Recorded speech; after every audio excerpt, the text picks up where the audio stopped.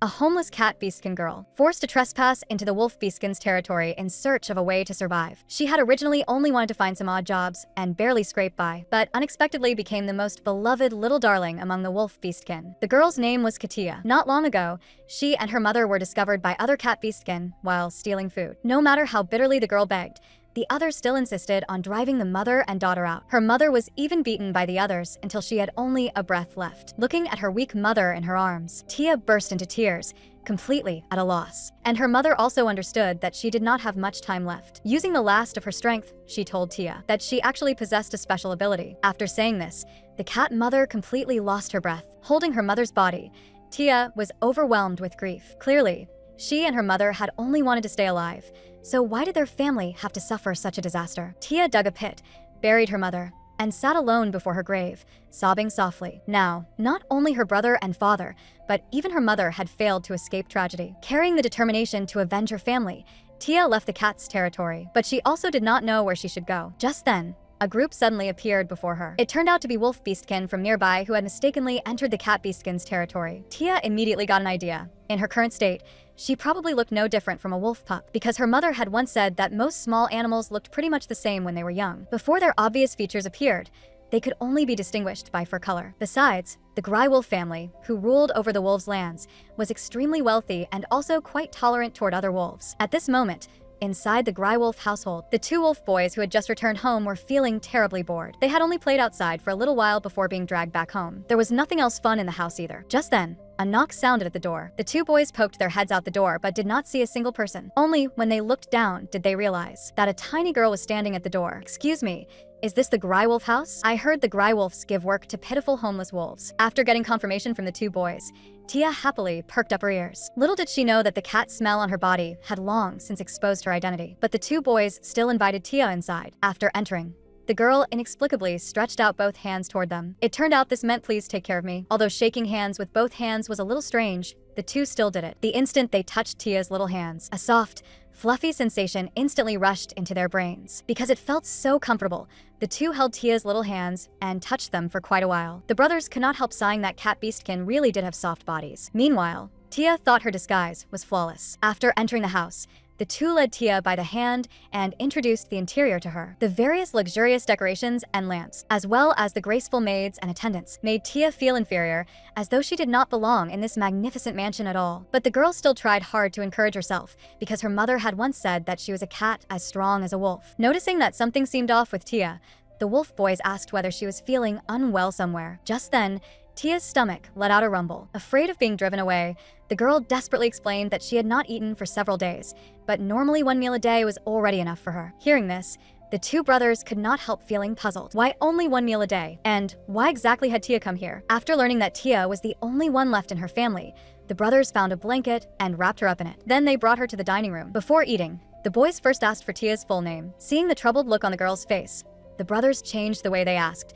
"So what should we call you?" Tia stretched out her hand and said that her nickname was Lil Soft, because her hands were especially soft. After hearing that, both boys could not help laughing. Tia thought she was being looked down on, and hurriedly said that she was actually very capable and had already started working since she was little. Next, the two boys also introduced themselves. The one on the left with sleek fur was the older brother, Theo, and the one on the right with rough, messy hair was the younger brother, Devin. And the person Tia was looking for was exactly their father. The girl was instantly startled. Seeing her reaction, the younger brother Devin joked that everyone here was a wolf, so what was there to be surprised about? Hearing this, Tia was so frightened that she involuntarily extended her claws. Had her identity as a cat already been exposed? The two brothers did not intend to make things awkward for Tia, and both shifted their gaze elsewhere. Seizing the chance, Tia quickly poked at the table and retracted her claws. Soon afterward, the dishes were brought out one after another. A whole table full of delicious food made the girls' eyes shine brightly. It made the girls' eyes shine brightly. "What would you like to eat first?" The girl stretched out her little hand, and in the end chose a plate of fish. Theo immediately mocked Devin, saying that he had guessed right after all. Wolf cubs really did pick fish first. This was Tia's first time eating something so delicious. She had never imagined there could be food this tasty in the world. Before she realized it, Tia's ears had perked up, and her tail had also come out. At that moment, the girl suddenly became alert. Cat and wolf tails were not quite the same, and if she were discovered, the consequences would be unthinkable. She immediately hid her tail. She worried whether someone might see her ugly tail. Once, part of it had been bitten off. Theo stared at Tia without saying a word. Then he started discussing with Devin where Tia should go now. By now, Everyone in the mansion probably already knew that Tia was a cat. If we are not by her side, she might get bullied. So the two of them thought of the same answer at the same time. At this point, Tia still thought that her identity had been exposed and that she was about to be eaten. But in fact, the brothers wanted to adopt Tia and make her their little sister. After all, their father was the leader of the wolf clan, and to get Dad to adopt Tia, they only needed to persuade Mom first. They had both seen the things their mother secretly kept hidden, so they believed that once she had a daughter, she would definitely be very happy. Tia was puzzled about why they were staring at her like that. Theo explained that they simply thought Tia looked cute when her ears stood up while she ate. Wasn't everyone like that? Tia's question made the brothers fall silent for a few seconds. Then they nodded and admitted that they had indeed been like that when they were little, but now that they had grown up, they had long forgotten. After receiving confirmation, Tia finally let down her guard. At this moment, Theo proposed that he wanted to touch Lil Soft's ears. Although the request was somewhat rude, Tia still agreed, considering how friendly his attitude was. The instant he touched Tia's ears, Theo felt so comfortable that his whole body nearly melted. Seeing his older brother's perverted expression, Devin also could not help becoming curious about it. Then, he too was thoroughly overwhelmed by the same pleasure. After that, while rubbing her ears, the two brothers kept asking the attendants when their father and mother would return. At this moment, all they wanted was to settle Tia's household registration issue as soon as possible. At this time, Tia asked about their father. Theo and Devin's father was named Zakar, the strongest being among the wolves. Although his expression looked frightening, he loved his family very much. Many leopard beastkin would turn pale with fear on the spot as soon as they heard their father's name. Seeing that Tia had also been badly frightened, Theo then talked about their mother, Karis. She was a werewolf who had come from being the captain of the knights, and she had always wanted a daughter. Just as Tia was feeling confused, Theo extended an invitation to her. Anyway, you're still young and have nowhere to go, so how about becoming our family? Tia understood that as long as she agreed, she would receive protection. But just as she was hesitating, Zakar returned. Theo directly picked Tia up and ran to the doorway together with Devin. When she saw Zakar's gaze, the girl trembled all over in fear. She shakily greeted him, saying that she was a strong little wolf named Katia. She had heard that Lord Grywolf would arrange work for pitiful homeless wolves. Although Zakar was full of doubts, he still took Tia's little hand. He told Tia that she was still too young and was not suited for work. When the time came, he would arrange for Tia to live in the territory of the small animals. As soon as the two brothers heard this, they immediately stopped their father and tried to persuade him, saying that although Lil Soft was young, when she grew up a bit, she would become a scary wolf beastkin and might frighten those little animals. The more Zakar listened, the more confused he became. But seeing Tia's little self-confident appearance, he ultimately could not bring himself to ruthlessly expose the lie on the spot. Then the two brothers began persuading their father again to adopt Tia. But this time, no matter what, Zakar refused. Just when the girl thought she was about to be driven out, a woman behind her suddenly lifted the blanket covering her. This person was none other than the brothers' mother, Karis. When she saw Tia, she could not help voicing her confusion. Why is there a little girl in our house? Tia trembled with fright. At this moment, Theo and Devin took Tia's hands and explained to their mother that Tia was a strong little wolf who had come here because she had heard that they gave work to other wolves. Tia also gathered her courage and stretched out her little hand to greet Karis. Although Karis responded as well, the expression on her face seemed to carry a faint trace of dislike. Tia did not want to be driven away just like that, so she said that she could sing and could make Madam feel better. If Madam did not want to see me, you can also arrange for me to clean chimneys. Please let me stay here and work, moo moo. I promise I will not appear before you. Seeing Tia cry harder and harder, Karis crouched down and comforted her, telling her to wipe away her tears first and then go take a proper bath. The Tia, who had just relaxed, instantly became so nervous that she nearly lost her soul. After arriving at the bathroom, Tia first greeted the maid who was helping her bathe, saying that she was the little wolf Katia who had just come here to work. The maid, Gray, told Tia that Madam was actually a very gentle person. She had even provided this slow old woman with a job. Afterward, Tia said that she could bathe by herself and only dab some water on her face with her hand. But Gray absolutely would not allow such cat-style face washing to appear before her. She bent down and began helping Tia take off her clothes. That piece of clothing was far too old and tattered to keep wearing. Just as Gray was about to throw it away, Tia asked her to at least leave her one button. While combing Tia's hair, Gray learned that the girl's entire luggage was actually only that one piece of clothing. This inevitably put her in a bit of a difficult position because the young masters had specifically instructed her to leave a room and a large wardrobe for Tia. A room and a large wardrobe. Then Gray carried Tia into the bathtub. The moment she touched the water, the girl almost had a stress reaction. There were still some small wounds on her body, and they kept stinging painfully. At that moment, the smell on Tia's body drew Gray's attention. The girl hurriedly hid her tail and claimed it was only because she had not bathed for too long. Suddenly, a duck toy floated over in the bathtub. This was something Tia had fought to get from Madame Karis not long before. With the duck toy, the girl finally managed to finish her bath peacefully. After changing into the new clothes Karis had prepared, Tia instantly changed from a dirty little pitiful thing into a delicate little princess. Just then, Grace suddenly leaned close to Tia's face, and the girl thought that her identity had been exposed. However, Gray merely praised her, saying that Tia's eyes were very beautiful. Tia explained that perhaps it was because her birthplace was rather remote. While Gray helped tend to her wounds, the girl could not help remembering that her mother had once said that the color of her eyes was as clear as grasslands and lake water. Because Tia's hair was very thick, Gray guessed that she had probably lived in the cold northern regions before, but Tia did not know exactly where. She only remembered that the wind outside had been very strong, and there was never enough firewood at home. Hearing this, Gray immediately began to feel tender affection toward Tia. After finally helping Tia get cleaned up before leaving, Gray gently pressed against the girl's forehead and hoped that she would find a decent job. In the spacious room, Tia was suddenly the only one left. When she saw the soft, fluffy big bed not far away, the girl felt an itch in her heart. She pattered toward the bed. Just then, the girl was suddenly captivated by her reflection in the mirror. No matter how she looked at it, her current hair color did not look like that of a wolf. After looking around, she discovered a stack of towels. The girl immediately wrapped the towels around her head. Then she revealed those 2 ears that Theo and Devin had once approved of. Next, Tia placed the button from her clothes underneath the pillow. Lying down comfortably, her whole body relaxed. She thought that it would be nice if she could stay here for a few days. Unfortunately, Zakar and Karis did not seem to like her very much. Thinking of this, she climbed down from the bed. She decided to go beg them one more time. At the same time, Karis was questioning the 2 brothers about what exactly was going on. But the 2 brothers were still grinning and joking around, thinking that having a cute little sister would make life in the mansion livelier and more harmonious. After hearing this, Karis immediately felt deeply troubled. She was very angry that Theo and Devin could say something so irresponsible so casually. You should know that 12 years ago, the blue moon, which had existed only in creation myths, suddenly appeared in leopard territory. Countless leopards rushed over after hearing that an object of the goddess had appeared in the world. And that was exactly the beginning of the disaster. The magic contained within the blue moon would cause beastkin to completely lose their reason. They would go mad in beast form all over the land. Now, the leopards occupying the blue moon had already conducted several experiments, attempting to drag other races into it as well. If chaos were to break out inside wolf territory too, then no matter who it was, no one could guarantee a cat's safety. But Dad just admitted that Tia is a wolf. Karis's anger frightened Zakar so much that he did not dare speak. But in his heart, he knew very well that his wife was simply worried about Tia's safety. On the night the blue moon erupted, he and his wife had also fought for an entire night. And among their 3 children, one had not escaped tragedy. Under the pressure of the enemy, the 2 could only bury their deceased child on the spot. Even today, Karis still felt guilty about it. Just then,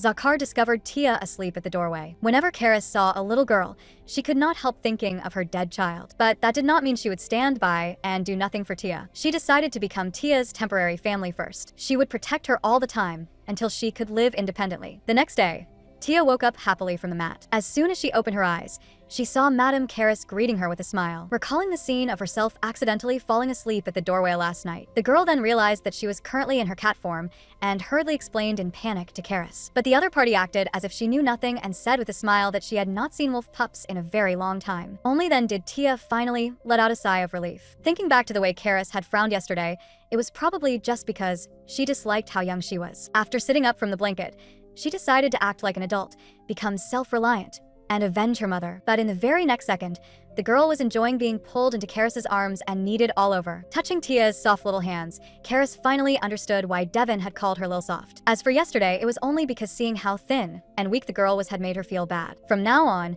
she would prepare lots and lots of delicious food and raise Tia to be fair and plump. Tia told Karis that her name was Katia. If she called her Kitty, she would be very happy. On the way to the dining room, Tia kept thinking about what Karis meant by from now on. Did it mean she was going to adopt her, or was she simply arranging a job for her? Through the window, she understood that she and the wolves were still not really the same, and sooner or later, she would be discovered. When that time came, she would have no choice but to leave this mansion. Seeing Tia arrive at the dining room, the 2 brothers excitedly sprang to their feet. This morning, they had found Tia's room empty and thought she had already left. Not long afterward, breakfast was also prepared. It was all shrimp and slices of salmon that Tia liked. After the meal, there was even a huge pudding dessert, and Tia even felt that perhaps there had been some mistake, because Zakar's dessert was only a tiny portion. Karis told Tia not to worry and to eat with ease. If she ever felt hungry in the future, she could come to this room anytime. Remembering how she had once been stopped by bad people from eating before, Tia became even more convinced that she must be very much like a wolf,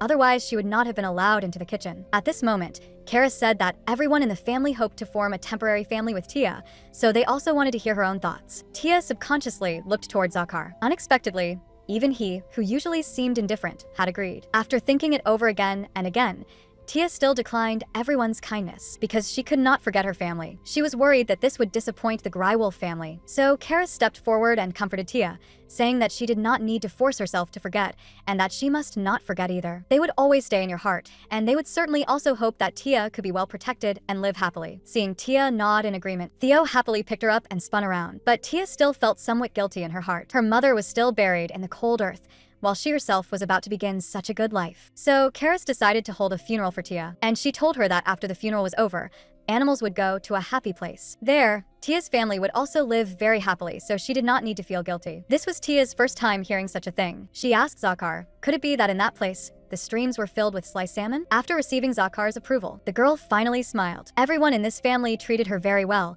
which made her very happy. However, how exactly should the funeral be held? After all, both her brother and her father had died while carrying out missions in the north. Zakar suddenly seemed to remember something. Tia told him that both of their names were Icarus. Hearing this, Zakar looked at the girl with mixed feelings. Tia was a little confused and had just wanted to change the subject and talk about her mother, but then she remembered that her mother was buried in the cat's territory. When her mother died, she still had 3 younger siblings in her womb. Tia was put in a difficult position for a moment.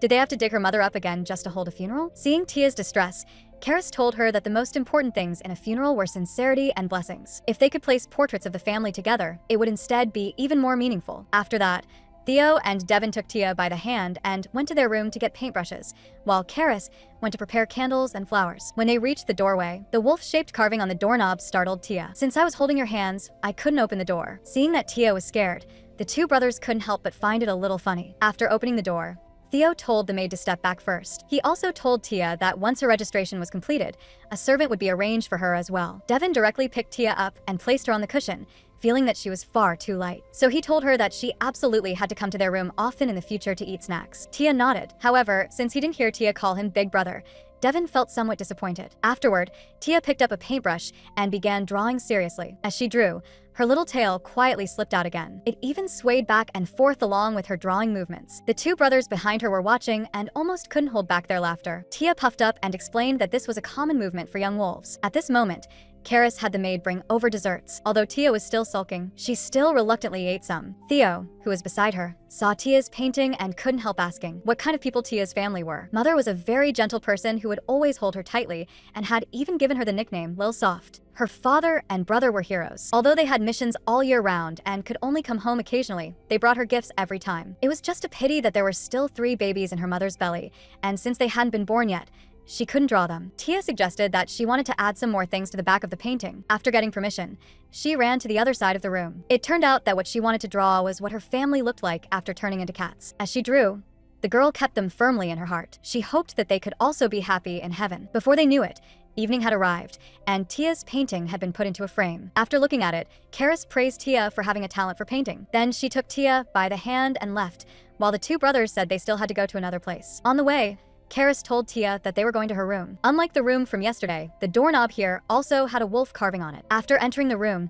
Tia asked in confusion, Zakar, this shouldn't be my room. But he insisted that this was Tia's room. Only then did the girl understand that the wolf-shaped doorknob was a symbol used only by members of the Grywolf family. Although she was only family temporarily, the girl was still very grateful that they had been so thoughtful, even specially bringing over the pillow she usually used. Just then, Theo and Devin hurried over. They handed Tia a box. Inside were 3 small candles and a few little flowers. It turned out that they had specially prepared them for Tia's unborn younger siblings. Then, the funeral officially began. Tia sincerely offered her blessings to her family. Afterward, together with her new family, she quietly waited for the candles to burn out. After that, they collected the melted wax. They buried it in the backyard of the mansion, and the funeral came to an end there as well. Then, Zakar placed a small pendulum where the candles had originally been. It was a magical item that would protect the painting and chrysanthemums from then on. Although he looked cold, he was actually very gentle toward Tia. Immediately after, the family came to Zakar's office. There was a photograph on the desk. It was the Grywolf family's family portrait. The 2 brothers unanimously believed that Zakar,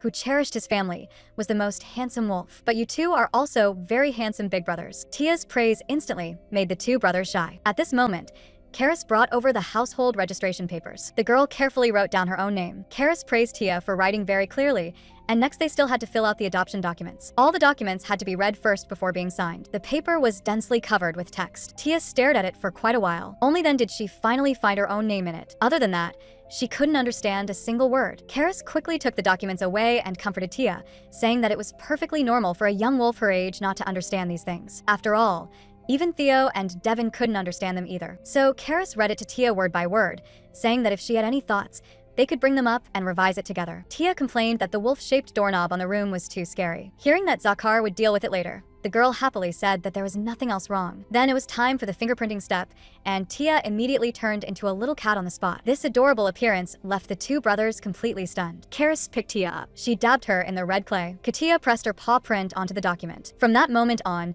Tia officially became a member of the Grywolf family. Next, Karis carried Tia to meet the servants, because before long, she would also have to go out to attend the Wolf Clan assembly. Although she was very happy to have a daughter, attending the meeting was also her duty. After hearing that, Tia also said that she understood. She had originally thought they were going out to catch fish. Early tomorrow morning, Karis would be setting out. She promised that when she came back, she would bring Tia a gift and, while she was at it, help find her a teacher. She already had several suitable candidates in mind. Then Karis carried Tia to meet the servants. Over here was the head maid, Flora. On the other side was the butler, Paul Clinton. The one in charge of the kitchen was the head chef, Mina. There was also Elliot, the captain of the knights who assisted Zakar. And just then Tia noticed that among the crowd, one person was staring straight at her. The other party stepped forward to introduce himself. His name was Creed, the heir of the Fox family. After saying that, he questioned Tia's identity, saying that the young lady was much smaller than expected. Was she really a wolf? The girl immediately panicked and tried to hide the cat ears that had been exposed. She had heard that foxes were more perceptive than other animals, and if she were discovered, she might be driven out. In a moment of desperation, the girl grabbed Creed's hand and bit down on it. Elliot hurried forward and stopped Creed from continuing to be rude. Creed still wanted to argue, but as soon as he looked up, he met Zakar's gaze. Afterward, Creed apologized to Tia. What made Tia feel strange was that, logically speaking, foxes and wolves were not that close. So, why would the heir of the Fox family appear here? It turned out that because foxes were especially sensitive to magic power, in order to deal with the leopards, they had been temporarily placed here in squads. Afterward, Karis arranged a personal maid for Tia. It was Gray, the maid who had helped Tia bathe yesterday. Tia was very happy to see Gray again. Just like that, she said goodbye to the others and prepared to return to her room to sleep. When she reached the door, Tia discovered that the wolf-shaped doorknob had already been changed to look much cuter. After entering the room, Tia had just been about to climb into bed and sleep when Gray scooped her up in one go. No way. When she learned that she still had to take a bath before bed, the girls struggled desperately. Gray told Tia that someone would come tomorrow to custom-make clothes for the young lady, and the most important thing when welcoming guests was to stay neat and clean. Only then did Tia reluctantly nod in agreement. After arriving at the bathroom, Tia was very surprised by the scene before her. It turned out that Devin and Theo had specially prepared a bubble bath for Tia. Together with the company of the toy duck, Tia finished her bath smoothly. Just before going to sleep, Tia asked Gray what exactly had happened to the fox beast men that made them come here. Gray said that if the young lady wanted to know, she could ask her tutor, because she did not have the authority to answer that question. However, if the young lady wanted to hear lullabies, she could sing as many as she wanted. Meanwhile, Creed was lying awake in his room, too troubled to sleep. He understood that he was of crucial importance to the scattered foxes, but it was precisely because of their sensitivity to magic power that they had attracted the covetous attention of the leopards. So he had no choice but to stay temporarily with the Grywolf family. There was another point that also bothered him greatly. Surely everyone had already realized that the girl was a cat. The Grywolf family had no reason to add to their own burden at such a critical moment. Besides, that girl was clearly a cat, yet she had still dared to bite him. This made Creed suspect even more that Tia was different from other cats. In the morning, the girl had just woken up. Maid Gray was already standing guard by the bedside. She praised Tia, saying that even though she was so young, she did not sleep in at all. The girl proudly said that it was because she was already a grown-up. After that, Gray went to prepare breakfast for Tia. Thick cut bacon, slices of salmon, delicate bite-sized desserts, and hot milk. Tia could hardly believe that her breakfast would actually be so lavish. Back when she was in the cat's territory, if a cat did not work, they would not be given food. And Tia had already started working when she was 3 years old. Thinking of this, Tia choked up a little. She had to eat more and grow up quickly, so she could avenge her mother. After breakfast, Gray helped Tia fix her hair. Because quite a bit of Tia's hair was damaged, it would be best to cut it all off. The girl was so frightened that she jolted, thinking she was about to be shaved bald. But fortunately, Gray was skillful and only gave Tia a slight layered trim, leaving the rest to be dealt with later. Since there was still some time before the clothes were to be made, Gray told Tia that she could go play nearby for a while first. But Tia had hardly ever played since she was little, because as soon as she ran around, her stomach would get hungry faster. Gray told Tia that there was plenty of food in the Gray Wolf mansion, and as long as she was hungry, she could just go to the dining room to eat and would never need to worry about such things again. Afterward, Gray helped Tia put on new clothes. These clothes had all been bought by Karis at great expense. The budget had even exceeded the total amount spent on Theo and Devon's clothes, and this afternoon a special designer would even come to tailor clothes for her. Hearing this, Tia felt a little guilty. She was only an adopted daughter, yet Madame had spent so much money on her. Gray advised her not to think too much about it, because Madame Karis would also be very happy seeing how adorable Tia was. It just so happened that Madame had not left yet, so she could personally show her. Meanwhile, Karis was giving instructions before departure. Katia is in your care at home, so absolutely do not cause me any trouble. Just then, Tia hurried over. Seeing the way the girl was dressed, everyone was instantly overwhelmed by how adorable she looked. When she learned that Tia had come specifically to see her off, Karis happily pulled Tia into a tight embrace. Then she told Zakar to take good care of their daughter. She lightly placed a kiss on his face. After Tia saw this, she immediately thought of something. She hurriedly stood behind Zakar and started lining up, but after waiting for a long time, she still didn't see Karis react at all. The girl couldn't help asking in confusion, wasn't this a line for kisses? Karis practically wished she could stuff Tia into a sack and take her away with her. I really can't do this if I have to go to the meeting. After the family said goodbye to Karis, they carefully watched her leave all the way. Tia suddenly heard Zakar mention the blue moon. Back when she was in the cat's territory, her job had been to inspect the blue moon for others. At this moment, Zakar noticed Tia's gaze. He asked what she had planned for today. The girl understood that he was asking because he cared about her. After Tia finished telling him all of today's plans and asked Zakar in return, he merely replied coldly that he was very busy. The two brothers comforted Tia, saying that their father was actually very kind and gentle, and that if she asked him directly what he meant, he would definitely explain. So Tia asked again, and Zakar said that he would be in the office all day. Theo told Tia that this answer was really not much different from saying very busy. What he actually meant was that Tia could go to the office to see her father whenever she wanted. Hearing this, Tia finally smiled happily. Afterward, Tia told Gray that she wanted to take a walk nearby. The two brothers volunteered to be her guides. So Gray handed Tia a box of cookies. She reminded her to come back in time for the meal, since she would also be getting clothes tailored in the afternoon. The two brothers first took Tia to visit the banquet hall, where everyone would dine together if guests came to visit. And the area inside was the party hall. Devon said that if Lil Soft wanted to learn how to dance,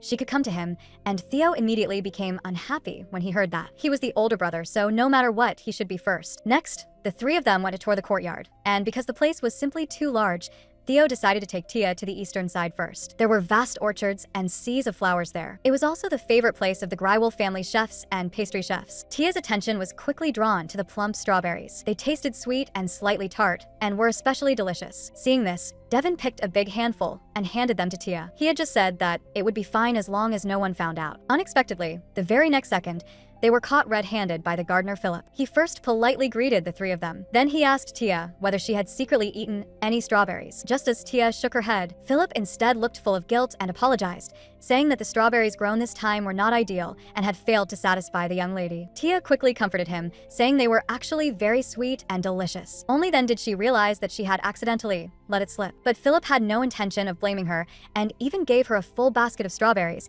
telling her she could come eat them anytime. After all, if the young lady thought they were delicious, that was the meaning of his growing those fruits. On the way back, Tia suddenly felt that being a gardener in the Grywolf household was actually not a bad choice. However, in Theo's eyes, it was already enough for Tia to just be adorable every day. If being cute was also Tia's job, then she was practically overworking every single day. Before they knew it, the three of them arrived in front of a stone monument, the memorial stele of the Grywolf family. Carved on it were the names of all the wolves who had died during the blue moon. Tia sincerely bowed to it. Just then, a carriage drove into the estate. It was probably the people who had come to make her clothes. Devon asked Tia whether her feet hurt after walking for so long. Although they really did hurt a little because of an old injury from before, Tia still bravely shook her head. Theo saw at a glance that Tia was putting on a brave face and said that getting clothes made would be tiring later, so they should help her save her strength now, and Devon immediately understood. He transformed into a huge gray wolf. Tia's face turned pale with fright at the sight of the giant wolf before her. Theo lifted Tia onto the wolf's back and explained that as long as one's magic reached a certain level, one's body size could enlarge proportionally. And their father's magic was even stronger, so the wolf he turned into would be even bigger. Just like that, Theo and Tia rode back to the manor on Devon. Meanwhile, the designer making the clothes was invited into the room by the maid. Seeing that they had successfully infiltrated the place, one of them revealed a sinister smile. Unfortunately, Madame Karis, who was familiar with women's clothing, was not here today, so Tia went to ask Zakar for his opinion. On the way, she happened to run into Zakar's adjutant, Elliot. Tia told him that she hoped Zakar would accompany her while her clothes were being made. Elliot looked a little troubled when he heard that, because Lord Zakar really was very busy today. However, he said he would pass along the young lady's wish for her. After arriving at the room, the two designers first greeted the maid Gray, and Mr. and Mrs. Vera also solemnly said that they were very happy to make clothes for Madame Karis. Tia thought that it was because she was too small that they had not noticed her. Then she took the initiative to bow to the two of them and seriously introduced herself, saying that she was Katia, a young but strong little wolf, currently adopted by the Gray wolf family. After her words fell, the room was silent for several whole seconds. Suddenly, Mrs. Vera moved close to Tia and looked her over carefully. She then solemnly swore that she would put great care into making clothes for the young lady. Then, may I call you Miss Katia? Tia answered happily. The next second, Mrs. Vera got so excited that she pounded her husband's chest hard. Then they took out all kinds of clothes for Tia to look at. The dazzling array of garments before her left the girl overwhelmed for a moment. She had heard that Mr. and Mrs. Vera also liked making clothes for dolls in their spare time. Tia could not help thinking that surely she was not going to be asked to wear doll clothes too. At this moment, Mrs. Vera asked Tia whether she had any favorite styles and recommended the very fashionable riding breeches. Tia thought the outfit was indeed very comfortable to wear, but she was worried that her tail would be hard to hide. So she refused the suggestion and said that she preferred dresses with ruffles, and the more gorgeous, the better. Immediately afterward, Mrs. Vera brought out several pieces of fabric for Tia to choose from. Tia had originally wanted to choose a more mature peach color, but Mrs. Vera felt that Tia looked even cuter that way. When taking the fabric, the other woman accidentally touched Tia's little hand. Mrs. Vera could hardly believe that there could be someone in this world whose hands were this soft. Just then, a noisy commotion came from the doorway. The two brothers were pestering Zakar, loudly insisting that they had to come see Tia getting her clothes tailored. When she saw who had come, Tia immediately brightened up. After that, the father and two sons looked at the clothing designs together. Tia, meanwhile, walked to the other side by herself and began looking at the accessories. The person before her made Tia inexplicably think of Jarian, the bad cat who used to bully her. That person took out a hat and wanted the girl to try it on. Seeing that Tia seemed somewhat satisfied, the person immediately pulled out the bill and began quoting the price. Tia was shocked on the spot when she saw that long string of zeros. Afterward, the person said that if she liked it, she could go tell Madame Gray. She also said that as long as the daughter liked it, the Gray wolf family surely would not mind spending this little bit of money. Moreover, such a large peridot also suited the status of the Gray wolf family perfectly. That way, even if it were a mouse, no one would suspect anything. Tia was not sure whether the person had seen through the fact that she was not a wolf, but she still directly said that if they wanted to sell this thing, they would have to remove at least 3 zeros, because that stone was not a gem at all, just a piece of dyed glass. After saying that, Tia threw down the hat, turned around, and left. And this entire scene was watched from beginning to end by Zakar nearby. Tia felt very upset inside that someone had actually treated her like an easy mark. In the past, Jarian had always been engaged in swapping real gems with exquisite fake ones, and Tia's old job had been to distinguish whether gems were real or fake. Although the girl did not know why she had such an ability, she knew very clearly that Jarian, who had constantly ordered her around and even wanted to harm her mother, was a thoroughly bad cat. Just then, Gray called Tia to go change clothes. After changing into the new outfit, Tia was so cute that she was almost like a doll. It was not only the father and two sons who felt satisfied after seeing it. Even Tia herself liked it very much. Who would have thought that Zakar had arranged many other styles as well? And so, Tia patiently tried on many more clothes. Every single one of them made everyone present's eyes light up. Then Zakar made a gesture toward Mrs. Vera. Tia thought that the clothes she had tried on this time were not ideal enough. Zakar asked Tia how she felt, and Tia answered that they were very comfortable and very pretty, and that she liked both the leather shoes and the hair clips. Even though she had already tried on several outfits, her favorite was still the one she was wearing now. After hearing that, Zakar nodded. Sure enough, directly buying 5 of this outfit had been the right decision. As for the others on the rack, pack them all too and put them straight into the wardrobe. Tia was so shocked that her expression almost twisted. What if she grew up before she had time to wear all these clothes? Then they could just make new ones, right? Didn't you say you liked the one you're wearing best? After saying that, Zakar again signaled to Mrs. Vera. He also wanted to have another set of clothes made that the entire Grywolf family could wear. When the bill was written at the end, Tia secretly glanced at it. The girl was almost frightened senseless on the spot by the astronomical amount. If she caused the Grywolf family to go bankrupt because of her, she would definitely feel guilty. But immediately after that, she heard Zakar say that there was actually still plenty of budget left. After the clothes had been ordered, the family left the living room. Zakar asked Tia whether she had eaten properly. Counting on her fingers, The girl said that she had eaten lots of strawberries and cookies, and the moment she finished speaking, Zakar said that he was going back to the office. But after saying that, his gaze remained fixed tightly on Tia, leaving the girl rather baffled for a moment. At this time, the two older brothers walked to Tia's side. They quietly hinted that their father had stayed in the office all day, so by saying that, he was very likely implying that there was something in the office that Tia would like. Tia immediately understood, and at once asked Zakar whether she could go play in his office. Then Zakar picked Tia up in one motion and walked straight toward the office. Compared with the first time she had come here, the place was a little different. Beside the desk, there was actually a cradle that the brothers had used before. Tia said that she had many questions she wanted to ask later, and Zakar did not refuse. But before that, they had to measure her height first. Afterward, he brought Tia over to the bookshelf. There were quite a few tiny scratches left on it. Apparently, those should have been the height marks left by the brothers when they were little. Tia immediately became more confident, because looking at it that way, she did not seem all that small. However, when it came time to actually measure her height, Tia desperately stood on tiptoe. But in the end, her mark still stopped below the brothers' records. According to Zakar, her current height was about the same as Theo and Devin when they were 4 years old. The girl seemed to suffer an enormous blow on the spot. Just then, she suddenly noticed a box on the desk. She remembered that it seemed to be the item Elliot had reported about that morning. At this time, Zakar also noticed Tia's gaze. He blocked her line of sight with his hand and explained in a low voice. The box contained a gemstone that could affect emotions, so it could not be looked at casually. But seeing that Tia's face was still full of curiosity, Zakar told her that it was an imitation made after extracting the blue moon's magic,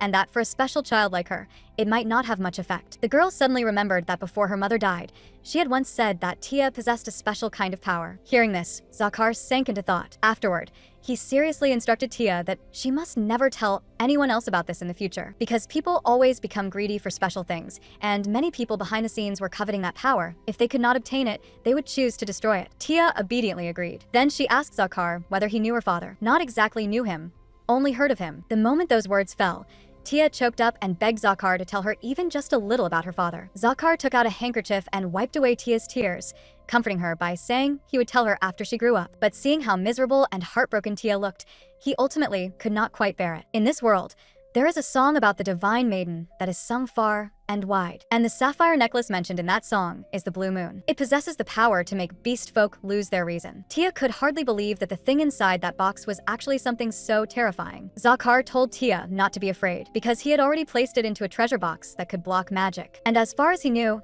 a father and son named Icarus had been investigating the blue moon all along. Tia was startled. Although her mother had once said that her father and brother were heroes, it was still the first time she had heard that they had actually been investigating the legendary gemstone. Seeing that Zakar did not seem to intend to continue, Tia lowered her head and began reading, hoping that she could grow up sooner and learn more about her father. After a while, Tia got so bored that she yawned, but Zakar, sitting in front of her, was still handling official business with meticulous care. Watching the scene, Tia could not help imagining what Karis looked like when she worked. Suddenly, she realized that Zakar was looking at her. It turned out that Tia had accidentally let her cat ear show. The girl was just about to hide her ears again when she heard Zakar say that he wanted to take a bite. Tia was immediately startled. Was she really going to be eaten today? At that thought, her heart began trembling. Right after that, Zakar explained that in the Grywolf family, that way of speaking was actually used to mean very cute. Tia thought to herself that she was a little wolf now, so there was nothing to be afraid of. So she jumped straight onto Zakar's desk. Then, with a tragic expression, she stretched her head out in front of Zakar. However, the pain she had expected never came. What came instead was Zakar's gentle touch. For the rest of the time, Zakar kept his head down and handled affairs until midnight, and Tia had long since fallen asleep in the crib that had been prepared in advance. During the day, he had deliberately only said half of what he meant, actually in order to reassure Tia. According to the records, the animal that pulled the Divine Maiden's carriage was a cat. Some cats blessed by the Divine Maiden would become immune to magic, and in order for the Divine Maiden to recognize them again, their family would pass down the name Icarus from generation to generation. Though she was clearly only as big as one of his hands, she might still become the key to everything. For a moment, even Zakar could not judge whether this was truly God's arrangement. After waking up, Tia returned to her room. She excitedly told Gray that she had just taken a nap in Zakar's office, and that he had even given her a picture book. Just then, a servant delivered a letter. It said that it was addressed to Miss Katia. The next morning, the two brothers were studying in their room. Suddenly, Tia walked in carrying a stack of letters. After learning that Tia had come to study, the two brothers immediately said, of course, that they would accompany her. It turned out that last night's letter had been sent by Karis. Because she missed her little daughter so much during the meeting, she talked about Tia with nearly everyone she met. As a result, quite a few people could not wait to meet Tia, so Karis decided to hold a small tea party. Since Tia had not yet officially started learning to write, it did not matter even if her handwriting was crooked and shaky. What mattered was that the invitations be sent with complete sincerity. After reading it, the brothers immediately understood that Tia wanted to learn how to make invitations for the tea party. So she started learning from the most basic characters. Tia carefully wrote every single stroke. At this moment, Devin suddenly leaned over and told Tia to copy a few relatively difficult characters. Theo, not far away, quickly noticed what was happening. When he walked over for a look, he discovered that the words this guy had made Tia copy were actually Big Brother Devin is the best. Even so, Theo did not make too much of it, because once wolves reached a certain age, they had to travel far away to learn combat, and in the future Tia would inevitably have to write to them often. At this moment, Tia curiously asked what people usually did at tea parties. When she learned that everyone would also dance together,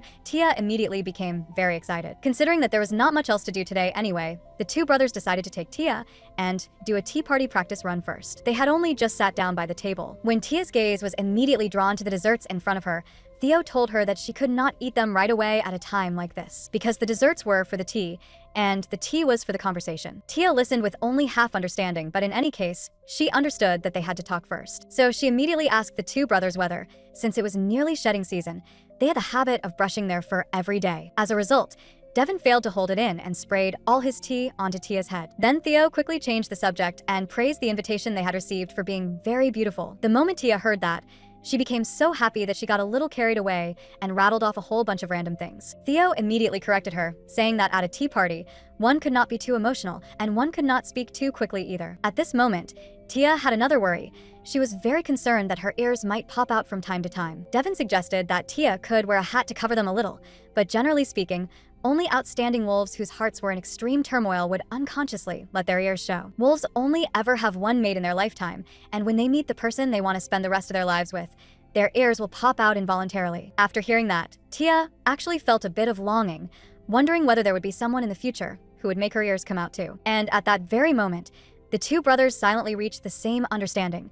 They absolutely could not let any suspicious person get close to their precious little sister. To become stronger, the little kitty Tia quietly began to take action. She quietly came to the training grounds and secretly watched her older brothers practice. However, she couldn't hold back and still let out a meow. That single sound instantly drew everyone's attention. Zakar, who happened to be passing by, picked her up with one hand and reminded her that a white marshmallow like her would actually be even easier to spot hiding in the grass. Tia's sullen expression made her brothers feel a little amused. At Tia's request, Theo brought over a coat. Then he draped it over the girl. And so, the magic trick of the little kitty turning into a person made its dazzling debut. The others also noisily gathered around and greeted Tia one after another. Zakar told everyone to go back to their own business first, then asked Tia what exactly she had come to the training grounds for. Just now, it even looked like you were copying the sound of a wolf howl. Tia hesitantly revealed that she wanted to learn how to fight. Although Zakar refused on the grounds that she was too young, Tia still wanted to prepare in advance, because only then would she be able to leave the manor after becoming an adult. The moment she finished speaking, the air around them instantly froze. Tia was stunned for a moment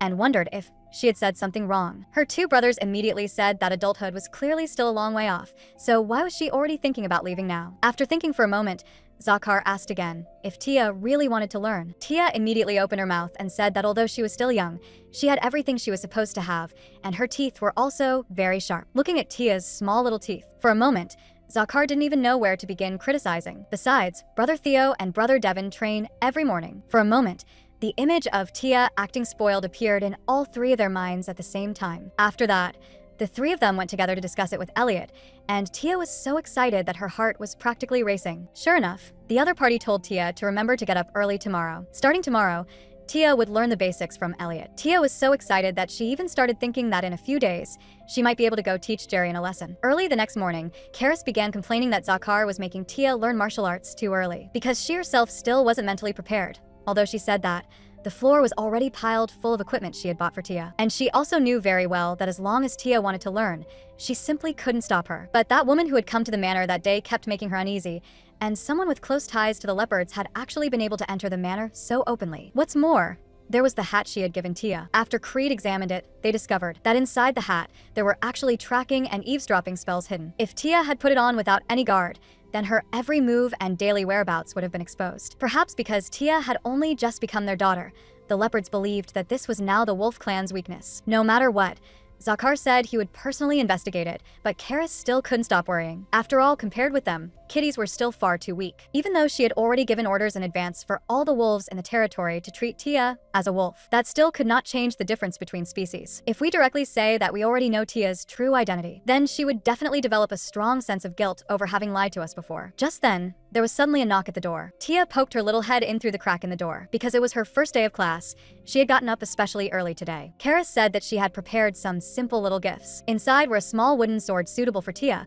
as well as sturdy leather boots. Tia happily threw herself into Karis's arms, but she herself hadn't prepared any gift at all. Karis was just about to say it didn't matter, but Tia suddenly leaned close and kissed her on the cheek, and Karis instantly became so excited that her ears stood straight up. As everyone knows, wolf beastmen only reveal their tails and ears when their emotions fluctuate intensely. And the last time Zakar had seen Karis reveal her ears was the previous time. He truly couldn't understand what was so worth being happy about. Afterward, Zakar took Tia to the training grounds. On the way, they ran into Theo and Devon, and Tia even showed the two of them the wooden sword she had just received. At that moment, the two brothers noticed Zakar's expression. They guessed that their father was jealous. The next second, Zakar directly transformed into a giant black wolf. "Come on, I'll take you to your first lesson." The two brothers were instantly speechless. They had not received this kind of treatment on their first day of class. Not long after, the three of them rode on Zakar to the training grounds, and even Elliot didn't know what to say for a moment. Was this kind of treatment really just temporary fostering? Tia thanked Zakar, and also kissed him on the nose. The next instant, Zakar transformed back into human form again. When everyone saw Zakar's ears standing up, they were all so shocked that they were dumbfounded. Next, Tia began her first lesson. Seeing the way she stood, Elliot could not help feeling a little puzzled. Tia explained that it was all thanks to the work she did when she was little. Back then, that uncle had said that if her posture was bad, her head would be chopped off. Calm down. Seeing Elliot's shocked expression, Tia then realized that this was not a normal thing. She sadly lowered her head and also began to feel ashamed of her posture. Elliot comforted her, saying that her stance was very perfect.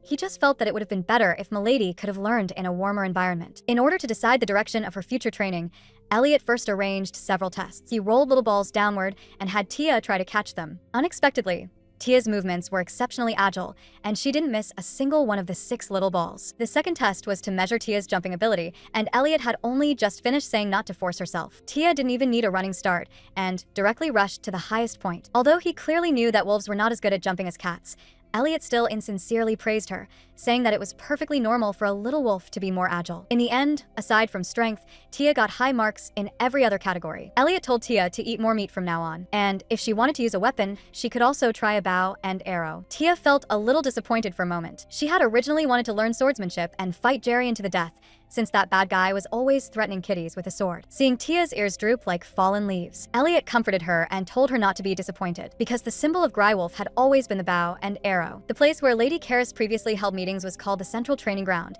and the bow once used by the Divine Maiden was still preserved there. So a weapon imbued with the power of legend was no worse than a sword. Although Elliot said this mainly to comfort himself, Tia really was comforted by it and decided that from now on she would work even harder at archery. During the day, she practiced archery with Elliot at the training grounds. At noon, she ate a little to restore her strength, and in the afternoon, she went to her brother's room to learn writing. Tia worked this hard so that she would no longer be controlled by Eden, and today just happened to be the day Eden came to the manor to teach. After parting with her brothers, Tia was just about to head for the training grounds. But just then, Creed appeared before the girl, kneeling on one knee. "Your shoelaces are untied. Do you need me to help tie them?" Tia was so startled that she stepped back half a step, since during their first meeting, she had definitely not seen him this friendly. Creed explained that he had only wanted to make a joke back then. After being bitten by Milady's wolf fangs, he had suddenly come to his senses. No matter how he looked at her, Milady was a majestic wolf, and it was he who had said the wrong thing. Tia was so flattered by the praise that she felt a little lightheaded. The next second,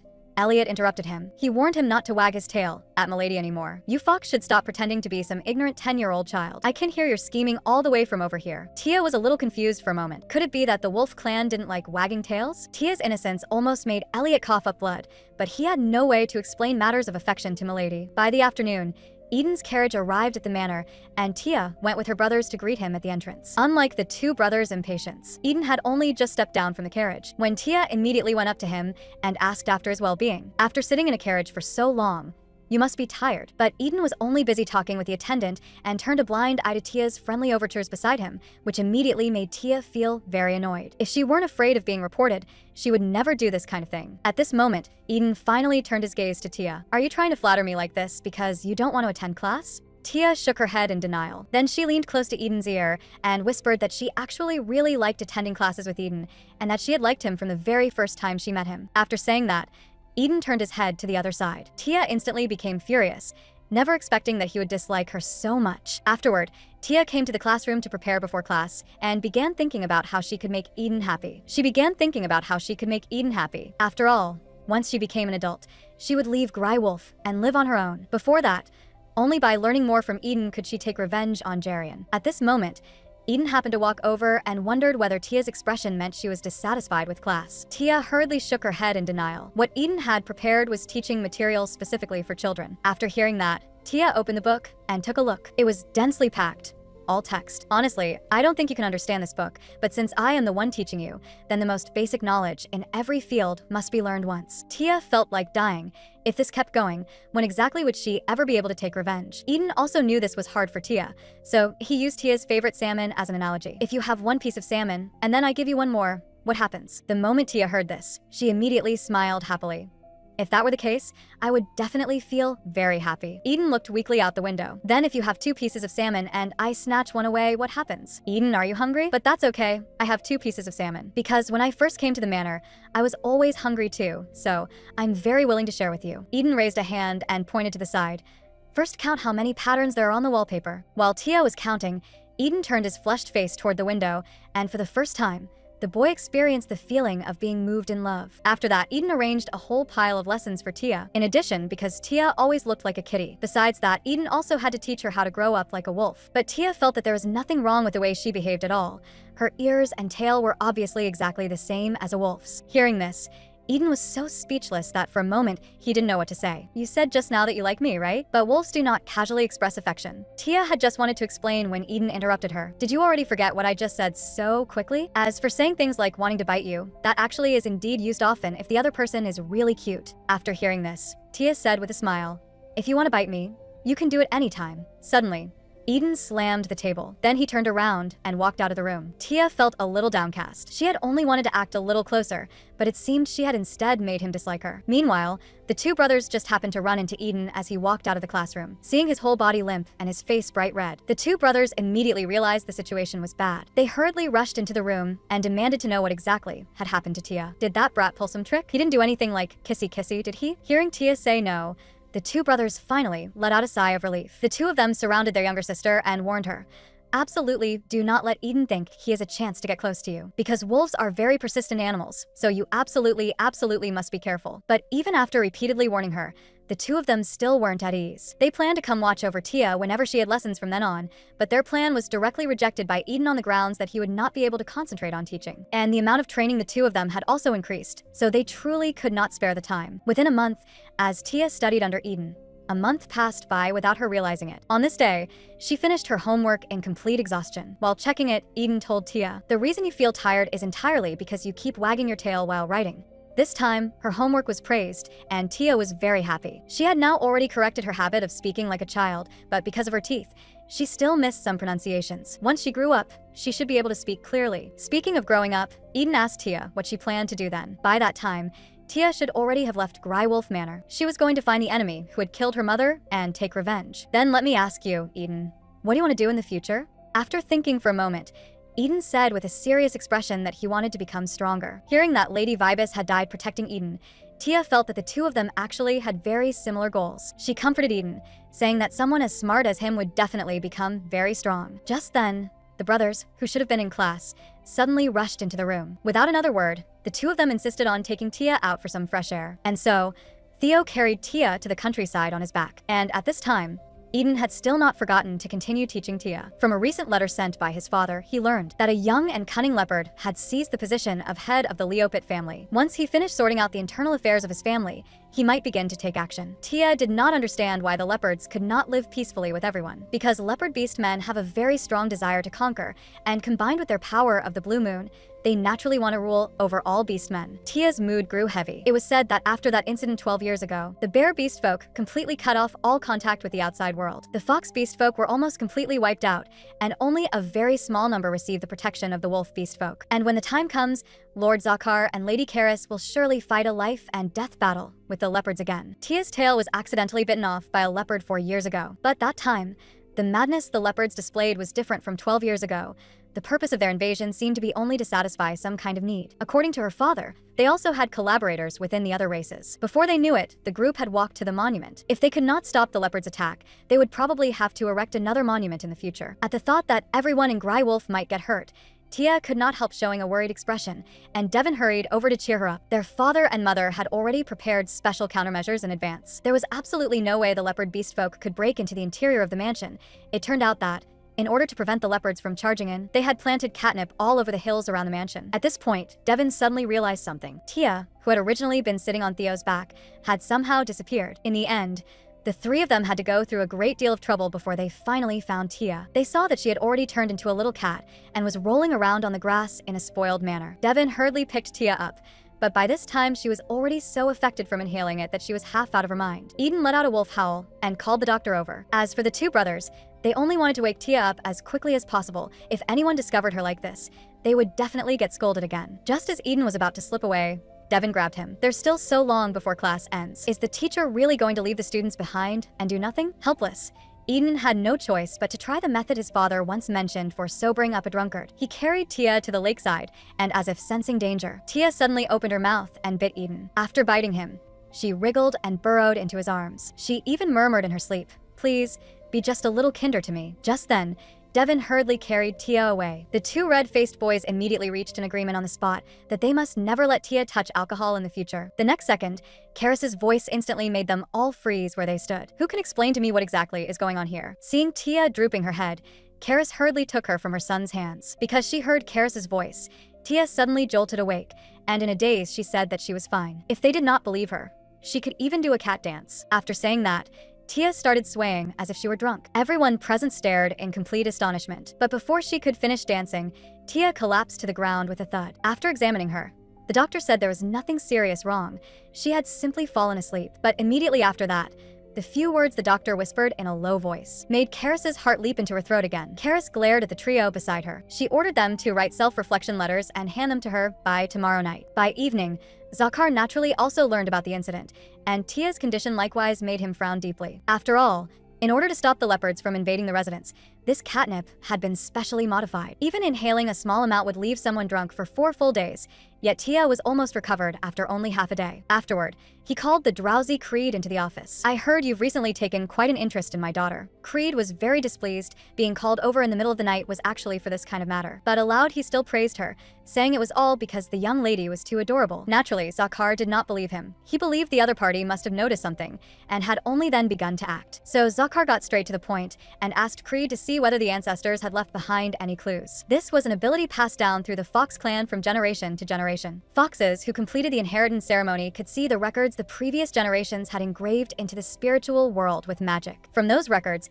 Creed guessed that Tia's identity might be related to the Divine Maiden. It was said that the power the Divine Maiden bestowed upon Icarus could only be passed to the first child, yet Tia's recovery ability was clearly also related to that special power. Afterward, Zakar opened the box containing the blue moon. According to Tia, she could see a warm aura emanating from the gem, and connecting that with the recent actions of someone deliberately approaching Tia, Zakar said that he had a task to entrust to Creed. Early the next morning, Tia woke up on the cushion. The moment she opened her eyes, she saw Karis looking utterly at ease. The girl instantly remembered all the absurd things she had done yesterday. Her face immediately turned pale with fright, but after the doctor's examination, it was discovered that Tia had already fully recovered. This recovery ability was nothing like what a little wolf should have. Tia's heart sank to the bottom at once. So many people had seen her collapse from catnip. What if everyone started treating her as a cat? And she had even bitten Eden's hand. Would he come later with a banner just to take revenge on her? She glanced uneasily at Karis. The other woman comforted her, saying, "It's very common for little wolves to get drunk from catnip, so you don't need to be too upset." Hearing that, Tia finally regained her spirits, and just as she was about to go to the training ground to practice, Creed suddenly called out to stop her. "This is hot milk with honey added. Please enjoy it, miss." After taking it, Tia thanked him. During this time, Creed had always been bringing her snacks, and when she thought about it carefully, it really was a little touching. However, Creed's next sentence made Tia spray out the milk before she could stop herself. "Lord Zakar has ordered me to escort Miss." As it turned out, this was an order Zakar had given last night in order to protect Tia. In addition, he also demanded that Creed must not develop romantic feelings toward Tia. He was not allowed to touch her hands or ears. He also could not speak to her for more than 3 sentences, and ideally, he should not even keep looking at her. And after Creed accepted the order, Zakar gave Elliot another order to investigate just what secrets that cat clan leader named Jarian was hiding. Not long ago, Tia was practicing archery at the training ground. At that moment, Creed came to report that the young master of the Vibus family had arrived. Creed had obviously also heard about how Tia bit the other person after inhaling catnip. These past few days, Tia had been trying to avoid Eden the whole time, but now there was no way to avoid him anymore, so she walked toward Eden with an uneasy heart, thinking to herself just how angry he must be to come to the training ground in person to find her. The girl nervously closed her eyes and apologized to Eden. If he wanted, she could let him bite her until he calmed down. However, the pain she had imagined never came. Eden merely gently patted Tia on the head. "You're not going to bite me? We'll talk about that later. But why are you afraid every time you see me? Do I really look like the kind of teacher who hits students?" Tia's eyes lit up. Eden had actually said that she was his student, but the very next second, her brother's warnings suddenly resurfaced in her mind. She absolutely could not let Eden think there was any special relationship between them. Could this be what people meant by a wolf's persistence? Eden smiled meaningfully and answered that it was not. After hearing that, Tia not only did not feel disappointed, but instead smiled happily. As long as it was something teacher said, she was willing to believe it. Eden stroked Tia's head and said gently, "If that's the case, then from now on, it's enough for you to bite only me. One day, I will teach you what a wolf's persistence really is." Only then did he notice the sneaky Creed beside them. "Who are you?" Creed introduced himself, saying that he was Creed, the guard ordered by Zakar to protect the young lady. As he spoke, he stepped in front of Tia. In other words, he was there to protect Miss from evil interference. Perhaps a guard was unnecessary in the residence, but this was the training ground, so please follow my instructions. The two of them confronted each other sharply, neither willing to give way. In the end, it was Tia who stepped in to smooth things over, saying that she was covered in sweat and needed to hurry and wash up before going to class. Eden took out his pocket watch and checked the time, reminding Tia not to be late. He did not notice at all that his body was already covered in white cat fur. When Tia saw it, she was so frightened she nearly lost her soul. She turned around and sprinted straight back to her room. After returning, Tia hurriedly told Gray that she was starting to shed. Gray comforted her and told her not to worry. In a little while, she would help the young lady tie up her hair properly. After that, Gray picked up a comb and helped Tia groom her fur. Before long, a thick layer had piled up on the floor. Gray said that all the animals in the residence had shedding seasons, so everyone probably would not mind too much. After having her hair tied up, Tia looked unbelievably adorable, but Gray felt that she still needed a suitable accessory to match. Meanwhile, in Eden's classroom, Theo and Devin were sitting in to observe under the excuse of being curious about Tia's course progress. For this, they had even finished their own lessons in advance. By the time Tia arrived at the classroom, it was not only her brothers whose eyes widened. Even Eden's eyes lit up. Tia looked just like an elf in this appearance. However, the very next second, the air was filled with drifting white fur. Devin could not help sneezing, although Theo comforted Tia and told her not to worry. As more and more fur kept falling, her brother's comfort only made Tia feel even guiltier. Tia told Eden that she wanted to take a day off. She wanted to go out and wander around for a bit. Theo had just been about to say they should all go together, but Tia stammeringly refused. Then she wrapped cloth around her head and quickly ran out of the room. Everywhere Tia passed, cat fur floated all around, and in response, she only left behind a single "I'm sorry" before fleeing in panic. She was already running so hard that she could barely catch her breath, and yet she still did not stop. In the past, she had never cared about shedding season, but now she finally realized that there was not a single animal here who would stand on the hillside overlooking Grywolf Manor the way she did. Tia could not help bursting into tears. Grywolf truly was just as she had first imagined, peaceful, and full of delicious food. She could feel that everyone was sincerely cherishing her as this temporary family member. But all of this was something she had obtained through lies. The thought that she had been lying all this time to everyone who had been so good to her made Tia feel miserable beyond words. The girls sat there on the hillside, burying her face and crying out loud. Before she knew it, it was already evening. The people in the manor were still cleaning up the cat fur Tia had shed. It was the first time the brothers had seen a cat shed, and they could hardly believe it. Perhaps Tia had realized her own difference, and that was why she was so heartbroken. They asked the maid where Tia had gone. This was the famous Dandelion Hillside. Just as Theo was wondering why Tia had come here, they saw Tia at the highest point of the hillside, where the cold wind was sweeping recklessly across her body, blowing her fallen fur and the dandelion fluff together into the air. At that moment, the sight of Tia shedding tears in loneliness was deeply carved into Eden's heart. He understood that Tia was missing her mother, who was far away in heaven. This was not something he could interfere in, so Eden turned and left, and he stuffed a blanket into Devon's arms. "You two go and comfort her properly." Although it all felt a little baffling, the two of them did not think too much of it, but halfway there, Eden turned back to look at Tia again. She was being gently wrapped in the blanket by Devon and Theo. As Tia's teacher, he knew best that only the company of family could ease the loneliness in Tia's heart. But that was something he could not do. "Kitty, are you missing your mother very much?" Tia froze slightly. She must have been overheard while she was crying just now. "A little." Theo placed his hand on Tia's head and comforted her. "That's perfectly normal, because Tia's family must miss Tia very much too. And you're shedding right now, and no one could easily forget such soft, fluffy fur. So come back with everyone. We'll help Tia groom her fur properly." The girl was so moved that tears fell from her eyes. She was clearly just a temporarily adopted child. So why was everyone still being so gentle with her? Because you are a little sister. Even if it's only temporary, we're still family. Family members are supposed to take care of one another. Tia raised her head and looked toward the sky. She wanted to gaze at the stars a little longer, because she was a little wolf who understood romance. After that, the three of them returned to Grywolf Manor. As they neared the entrance, Tia hesitated. Could she really still go inside? Her fur had made the house a complete mess. However, when the door opened, the scene before her made the girl freeze in surprise. It was not only the decorations. Almost every place that could be changed had been turned white. And what moved Tia the most was that the maids had absolutely no intention of blaming her. Instead, they were worried about whether she had caught a chill outside. And just like that, Tia returned once again to the big Grywolf family. At night, Karis quietly came to Tia's room. All three had returned to their animal forms, and Tia was sleeping peacefully between her brothers. Seeing this, Karis finally let go of the worry weighing on her heart. In a voice that was almost trembling, she asked Zakar, if our daughter were still alive, would it look like this too? Looking at Tia's happy expression, Zakar nodded in agreement and gently wrapped an arm around Karis beside him. Over the next few days, Tia returned to her usual studies. Besides the most basic handwriting practice, Eden also began teaching her about the blue moon. At present, the beast folk still have not mastered the principle behind how the blue moon is activated. One reason is that what everyone has been studying all along is only an imitation blue moon. Tia recalled that Jarian also often mentioned the blue moon, but Zakar had clearly said that the real blue moon was in the leopard's hands, yet Jarian was closely connected to the leopards, which was truly very strange. Because 4 years ago, it was the leopards who drove the cats out of their original home, forcing them to live on barren land. And Mother had also said that, in order to protect the cat's safe evacuation, Jarian was the first to stand at the very front, which was how he naturally became the leader of the cat tribe. Seeing Tia lost in thought, Eden asked what she was thinking about. Tia was startled at once. "How did you know I was thinking about something?" After hesitating for a while, Tia asked Eden whether there was some connection between cats and the blue moon. That was almost beyond doubt, because the blue moon was a holy relic of the goddess, and cats were the animals that pulled the goddess's carriage. And these things had also been mentioned in the lullaby. Eden had once read in a book that some cats,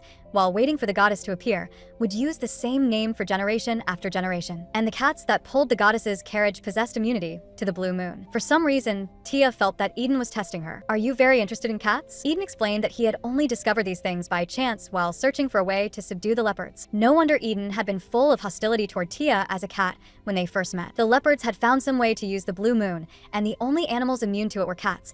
So it was only natural that he had mistaken Tia for a spy. Suddenly, Tia thought, could it be that father and my brothers are special cats, and I inherited that power, which is why Mother had me come to the wolf tribe? Thinking this, Tia asked Eden if he could do her a favor. Eden stared at the girl for a while. "Do you trust me?" "Of course, Eden. Aren't you my teacher?" That overly straightforward answer made Eden smile faintly. He reached out and gently stroked Tia's hair. "You'll think that way in the future too, because among the people you trust, I'm the only one who can help you. So tell me, what do you want me to help you with?" After talking with Tia, Eden immediately went to Zakar's office. Hearing that Eden had something to discuss with him, Zakar almost immediately guessed that it had something to do with Tia. Eden nodded. "Katia told me about Jarian, the leader of the cat tribe." At those words, Zakar's face was instantly filled with shock, as if he could not believe what he had just heard at all. Seeing this, Eden could not help asking, didn't you already know she was a cat? Zakar paid no attention at all to what Eden had just said. His eyes were fixed on the boy before him. Tia had hidden her identity from everyone, yet she had told you, of all people. Eden said that that was indeed the case. Although Zakar and Karis had already told them the truth beforehand,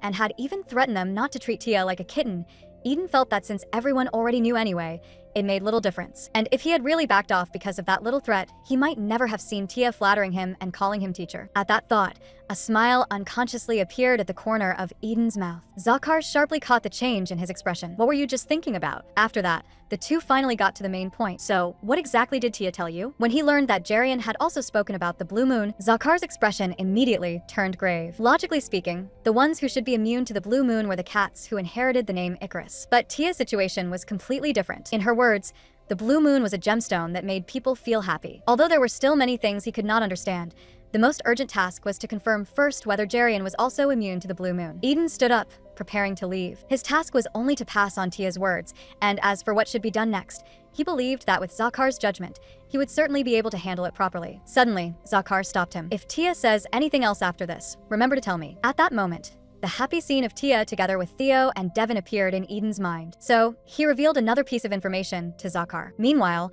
quite a few subordinates were waiting outside the door. Elliot was holding the materials he was supposed to report today. Suddenly, Zakar rushed out of the room. Then, he hurried away in great haste. Secretary. He called out to Elliot as he was leaving. His expression was solemn, and he was still holding a thick notebook in his hand. I have something urgent to discuss. I'm going to Karis's office first. Hearing this, Elliot instantly became tense. Could it be that they were finally going to begin strategic discussions targeting the leopards? At this moment, Karis was still organizing documents, but a burst of commotion suddenly came from outside the door. The next moment, Zakar pushed the door open and strode in. Karis, I have something urgent to discuss with you. Sensing the unusual atmosphere, Karis immediately stood up and began flipping through the notebook Zakar handed her. As the pages of the notebook were turned one by one, Karis's expression also became more and more serious. This is what I wanted to discuss with you. When do you think it would be convenient? Do you even need to ask? Of course now. We'll carry it out immediately. Seeing this, Elliot, outside the door, became even more nervous. He truly could not figure out what kind of matter could make both of them look so serious. Suddenly, Elliot was called by name. From now on, all the knights staying in Grywolf are to devote themselves to preparations for next week's schedule. Then next week's schedule is... Zakar's expression was grave. Our little darling kitty will be turning 7 next week. At those words, Elliot's face went completely blank, and for a long while he could not say a single word. Was this the so-called serious matter? That evening, while the family was eating in the dining room, Tia sat between her brothers as usual. But this time, it was not the food that drew her attention. Because of the recent shedding season, whether it was Lady Karis or Zakar, or even Eden, all of them had beautiful wolf fur scarves draped over their shoulders. Only Tia's shoulders were empty. Suddenly, Karis spoke, startling Tia with a jolt. Kitty, I heard your birthday is next week, is that right? Tia looked completely confused. How had everyone learned about it after only half a day? After class today, her brothers had happened to come to the classroom to play with her. So Tia suggested that they play with a yarn ball made from her fur. But then she suddenly remembered that wolves probably did not play with yarn balls. Tia hurriedly made up an excuse, saying that someone had told her before that a yarn ball actually symbolized that she was about to turn 7. Hearing this, her brothers immediately became excited. They instantly pressed Tia for the exact date of her birthday. With no way out, Tia had no choice but to tell them. But she had never imagined that in only half a day, the matter would already have spread everywhere. Then Karis asked Tia what she wanted as a birthday gift. Tia was just about to refuse. Her life was already very good now, so there was no need to specially give her gifts. But before she could say the words, the looks from the two parents stopped her. Every little wolf wants gifts, and every little wolf wants a grand party. That is simply a little wolf's instinct. Hearing this from the side, Eden could not help smiling. This family truly doted on Tia without limit. So Tia proposed that she wanted some weaving supplies. Theo asked in confusion whether Tia wanted to make something. Tia told him no, she just wanted to practice basic skills in advance for her life after the fostering arrangement ended in the future. Devin urged Tia to think of some other gifts too, clothes, jewels, and things like that would also be fine. Theo agreed as well. If she could not use them for the time being, she could always sell them later. But Tia still did not accept, because those things were, in the end, all part of the Grywolf family's wealth. Karis and Zakar exchanged a glance. After that, silence fell over the dining table once again. Suddenly, Eden let out a soft laugh. I never taught you to worry about things like this, yet you learned it pretty quickly yourself. Karis then asked Tia whether, aside from gifts, there was anything else she wanted to do. Tia thought seriously for a while. She wanted to go see the commercial street outside. She had previously looked at it from afar with her brothers on the hillside,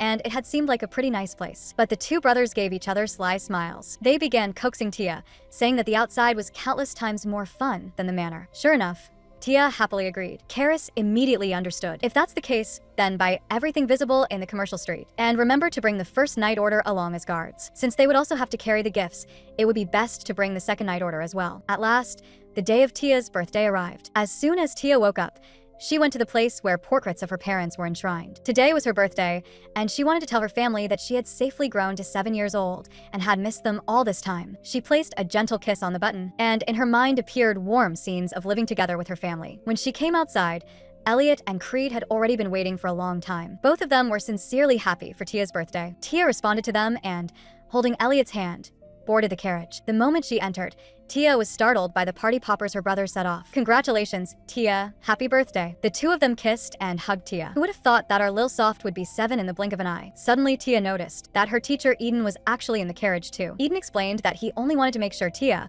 would not skip class. "In that case, then hurry up and wish me a happy birthday, or I'm not listening to class today." Seeing that Eden still did not speak, Tia broke out in a cold sweat from nervousness and hurriedly gave in, saying she had only been joking. Before long, the Grywolf family's carriage set off and left the manor. Karis and Zakar stood on the balcony, watching the procession gradually disappear into the distance, hoping that this time Tia would be able to buy more things she liked. Aside from the button on the clothes she had when she first arrived, nothing else seemed to interest her. After saying that, Karis took out a pair of scissors from her person. At dinner yesterday, you probably noticed too that Tia really wanted wolf fur decorations, didn't she? If Tia alone did not have one, she would surely feel left out. With an expression as if facing death, Zakar recalled Tia's expression from yesterday. Then he transformed into a giant wolf and let Karis cut the fur from his body. Not long before, the Grywolf procession had entered the commercial street. Tia threw herself to the window and looked at the lively crowd of wolves on the street, finding it especially novel. Creed spoke up to remind her, "But miss, aren't you a wolf too?" At those words, Tia's whole body instantly stiffened. At that moment, the carriage stopped. Elliot instructed everyone to wait in the carriage while he went to disperse the crowd first. Tia glanced out the window and noticed that everyone seemed especially curious about the carriage. Her brothers explained that everyone had probably come especially to see Tia. Hearing that, Tia waved hello to the children outside the window, who looked about her age. The next moment, however, Eden drew the curtain shut and instructed Tia on what she should pay attention to while shopping. Tia excitedly asked Eden, "Excuse me, how do you shop?" As soon as she said that, everyone froze. Could it be that Tia had never gone shopping before? Tia thought back seriously, because father and her brothers often went out on missions, and mother also always worked late. Things like clothes had all been prepared for her by mother and the neighbors. Helpless, Eden could only tell Tia to inform Elliot whenever she saw something she liked. It would then be charged to the Grywolf family's account. Creed, acting as a guard, also added a few precautions. If she sensed the aura of the blue moon while shopping, she was to lower herself immediately and silently count backward from 100 in her heart. That amount of time would be just enough for the knights to capture the people driven mad by the blue moon. Also, if the source was far away, she should remember to use a shout to tell them the location. At last, Elliot finished making arrangements and opened the carriage door. "Then, miss, you may begin shopping now." The sight of Theo holding Tia's hand as she got out of the carriage caused quite a stir among the surrounding people. It seemed that Miss was already getting along extremely well with the young masters. Even the young master of the Vibus family was there. At that moment, an old man muttered quietly, "But even so, in the end, she still isn't a wolf." The people around him were so frightened that they immediately covered his mouth. "Have you forgotten Lady Karis's instructions?" Under everyone's gaze, Tia walked along the street. Everyone wore smiles on their faces and applauded to welcome Tia's arrival. Tia, too, was moved by this warmth and waved in response. But she did not know that all of this had actually been arranged in advance by Karis and Zakar. After that, the first place Tia visited was a weaving supply shop. Looking at the dazzling array of yarn balls in all kinds of colors, Tia's eyes shone brightly with excitement, and she could not help letting out repeated exclamations of amazement. Her brothers asked whether she liked them all, and Tia nodded while letting her gaze move back and forth among the yarn balls. But choosing a single favorite from among them was simply too difficult. Devin shot Elliot a look from not far away. When Tia finally picked out one ball of yarn and was about to leave, Elliot immediately ordered the knights to empty out the entire shop. At the same time, a group of people in black robes were secretly observing every move of the group. Who would have thought that in order to protect that adorable young lady, the wolf tribe had actually sent so many knights? Tia's special nature immediately caught the woman's attention. In her hand, she held an imitation blue moon. If you, who have been corroded by the blue moon's frenzy, approach that cat, then logically speaking, you should feel intense pain. But if she is not affected, then kidnap her. The black-robed people affected by the blue moon had pain written all over their faces and had no room to refuse. At this moment, Tia and her brothers were immersed in the joy of shopping. They had absolutely not noticed that several men in black were steadily drawing closer from the crowd behind them. Creed was the first to notice that something was wrong. He sensed a faint frenzy drawing near them. Elliot signaled for the subordinate knights to act immediately. However, by this time, the men in black had already come close enough to affect Tia. But what no one expected was that what Tia felt was not pain at all, but joy. Seeing this, Elliot and Creed could not help freezing in place. They had never heard of anyone becoming happy after being affected by frenzy. Just then, Elliot locked onto the location of the black-clad figures in the crowd. Working together with Creed's magic, the knights subdued them on the spot. As for the true mastermind, she was hidden among the crowd. After seeing what had just happened, she could barely suppress the joy in her heart and nearly laughed out loud. She had never heard of a cat reacting like this. Sure enough, Grywolf could not possibly have taken in an ordinary cat. Afterward, the woman turned and left, preparing to report this news to her superior. Meanwhile, Creed was just about to confirm the other side's identity, but when he lifted the masks, he froze on the spot. Without a single exception, all of these beast folk controlled by the blue moon were foxes. At this moment, Tia had also finished counting down. The moment she opened her eyes, she saw Creed trembling all over, his face pale. HM? Just as she was wondering what had happened, a fox beast man suddenly broke free from Creed's restraint. He charged straight at Tia. Only Devon noticed the danger and tried to protect her, but it was already too late. The other party swiftly snatched Tia away and leaped into the air. Seeing this, Elliot immediately ordered the knights to pursue. But the other party was, after all, a fox beast man. After taking to the air with magic, he quickly widened the distance between himself and the knights. Tia panicked at once. If this kept up, the knights might not be able to find her. Suddenly, she remembered that Creed had said she could use a cry to communicate her location. But the man saw right through Tia's thoughts and let out a mocking laugh. Are you thinking of making a cat's cry? I know you're just a stray cat. You were driven out of your territory for stealing food. Even so, Tia still shouted loudly because if she did nothing now, she really would be taken away. The next moment, the man was instantly struck down from midair. From within the smoke, two figures slowly emerged. Tia opened her eyes and found herself lying in Karis's arms. Thanks to your scream, we were able to get here in time to save you. Sure enough, now that you're 7, even your scream is much louder than before. Zakar dragged the fox beast man over, but for some reason, his hair had clearly become much thinner. We only trimmed a little fur. Does it scare you? Tia desperately shook her head in denial, but failed to notice that her expression had already given her away. At this moment, her brothers also hurried over. The first thing they did was check whether Tia was hurt anywhere. Elliot then apologized to Tia guiltily. I will thoroughly interrogate those foxes and never let the same thing happen again. And thankfully, Milady was brave enough to cry out. Thinking back to the fox beastman's words calling her a wildcat, Tia felt a strange stab of pain in her heart. Because I'm a wolf, it's no big deal. Seeing that Tia seemed frightened, Karis gave her the wolf fur scarf ahead of time. When Tia saw the beautiful wolf fur scarf, she was at a loss for a moment. Karis explained that because she could tell Tia really wanted it, she had decided to make it Tia's birthday gift. Only then did Tia understand why Zakar's hair had become shorter. Looking at that noticeably thinner fur, she could not help tugging at the thick wolf fur on her body. Tia suddenly choked up. What's wrong, kitty? Don't you like this gift? Karis's concern shattered the last line of defense in Tia's heart. Tears streamed uncontrollably from her eyes. A bad child like me doesn't deserve such a wonderful gift at all. Everyone hurried forward anxiously to comfort her, as if trying to stop Tia from continuing. But Tia still spoke the truth through her tears. Because my mother is a cat and my father, my brothers, and I are all cats too. At that time, there was another child in Mother's belly. Because we had already been starving for several days, I secretly took some food from the granary. But in the end, Mother and I were still driven out together. I'm truly sorry. I lied to you and said I was a wolf. I don't deserve such a wonderful gift at all. Tia closed her eyes in despair and spoke word by word. Even if I'll be driven away, I don't want to keep lying to you gentle wolves anymore. I don't want to keep deceiving you just to avenge my family. Karis called out Tia's name in a voice that was almost trembling. Just when Tia thought she would be scolded and cast out, what fell first was Karis's warm embrace. You don't need to say anymore. We took you in not because you were a little wolf. It was simply because that day, you came before us dragging your exhausted body, and that is why we made that decision. Kitty's mother did nothing wrong. Parents will always do whatever it takes to protect their children. It was just that, in those circumstances, no one could do anything. So you don't need to feel guilty at all. While comforting Tia, the knot Karis had carried in her heart for many years also gradually began to loosen. Thank goodness you're safe. Happy birthday. Tia smiled brightly through her tears. After that, Karis carried Tia and continued strolling through the shopping street. The two brothers were very dissatisfied that their mother had Tia all to herself. At this moment,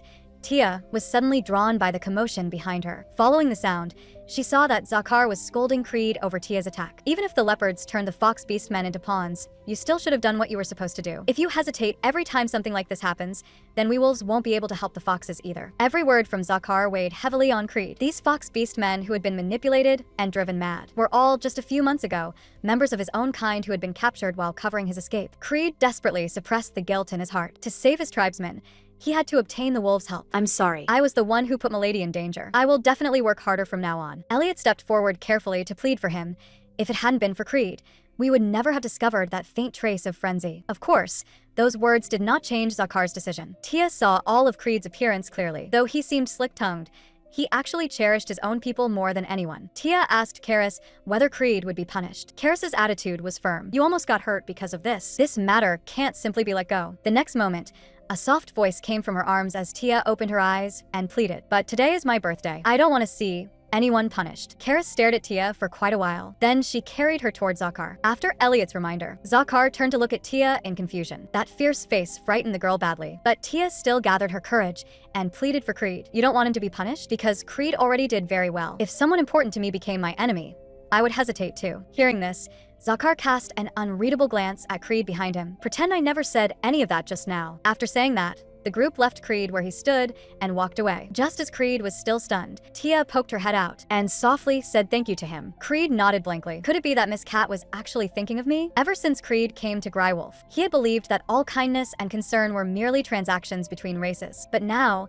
Tia's pure goodwill touched the deepest part of his heart for some reason, and before he knew it, Creed had revealed his fox ears. And Eden, who witnessed all this from not far away, felt inexplicably displeased. After returning to the Grywolf mansion, everyone immediately prepared a birthday party for Tia. The unprecedentedly large cake made Tia's eyes shine. Suddenly, a familiar scent caught Tia's attention. There was even the soup that only appeared on Kat's birthdays. When she learned that Karis had specially instructed the kitchen to prepare it, Tia's nose instantly stung. She drank the bowl of cat soup, filled with happiness, one sip at a time. At this moment, her brothers also brought out the birthday gifts they had prepared. When she opened them, she found 3 little piggy banks inside. So that Tia could have her own pocket money, her good brothers had already put quite a few gold coins into them beforehand.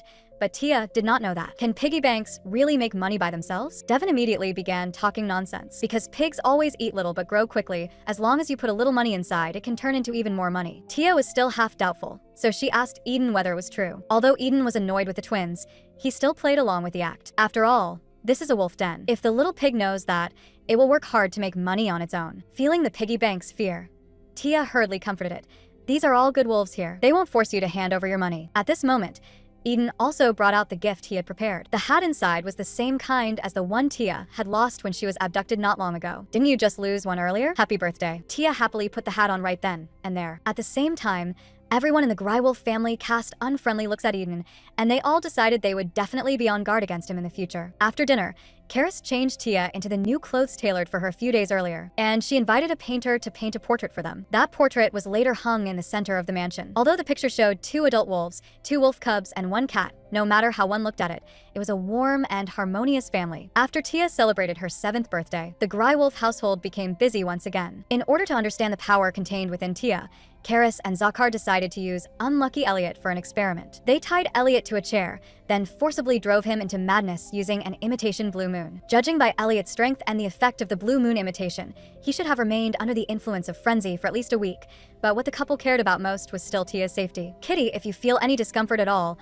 or if your head hurts, tell me immediately. I will take you away from here at once. Tia looked toward Elliot. A warm and gentle light was slowly spreading out from his body. Just by approaching him so simply, Elliot's condition had already improved noticeably. Seeing this, Karis could hardly believe her own eyes. At this moment, Tia said she wanted to get a little closer, so Karis carried Tia and carefully walked toward Elliot. The girl gently placed her hand on Elliot's head. Elliot, whose eyes had been vacant just moments before, instantly regained his senses. There was no discomfort, no sign of a headache, and he even felt that he was in better condition than before being infected by the frenzy. Tia said that when she had just placed her hand on him, that warm light had vanished all at once. To be safe, Karis asked about the password they had agreed on beforehand. Elliot thought carefully for a moment. Was it the part about introducing me to a beautiful and kind she-wolf? As soon as he finished speaking, Karis directly ignored him and turned to praise Tia for possessing extremely powerful abilities. This way, in the future, they would be able to directly disperse the frenzy from beast men affected by Blue Moon. This was an ability that had never been recorded in any book before. Perhaps this was the special power Tia's mother had spoken of. As soon as her mother was mentioned,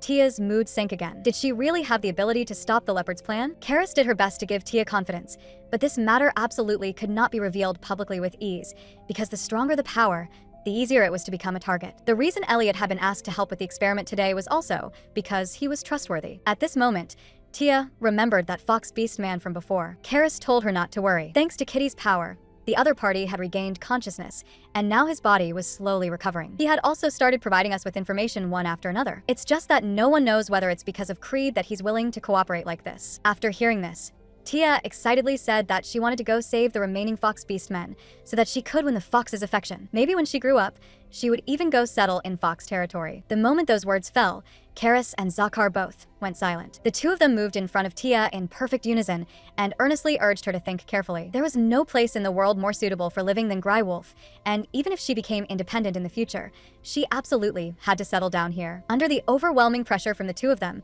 Tia could only obediently nod. A few days later, Grywolf welcomed the first snow of the year. By custom, at the end of the year the wolf pack would go to the central training grounds to hold a memorial ceremony for the wolves who had died. Tia and her brothers were left at home. Suddenly, Tia remembered that Eden's mother also seemed to have died because of a leopard attack. The girl turned and walked toward the kitchen. The maids introduced today's delicious salmon sandwiches to her. Although they sounded delicious, Tia held back and only asked for a cup of milk and a bag of cookies. After the maids finished baking the cookies, Tia thanked them and was just about to leave, but a maid suddenly stopped her. "Miss, there's a hair stuck to your clothes." The girl did not think much of it and waved goodbye to the other party. What she did not know was that the maid had another purpose in taking her hair. That person was none other than Sigma, the leopard's second in command, and the mastermind who had tried to abduct Tia not long ago. Tia knocked on the door and said, "It's Kitty. Is Teacher Eden here?" When Eden came out of the room, Tia, who had just been full of delight, instantly froze. Eden's eyes were red. Clearly, he had cried not long before. At the thought that Eden was upset,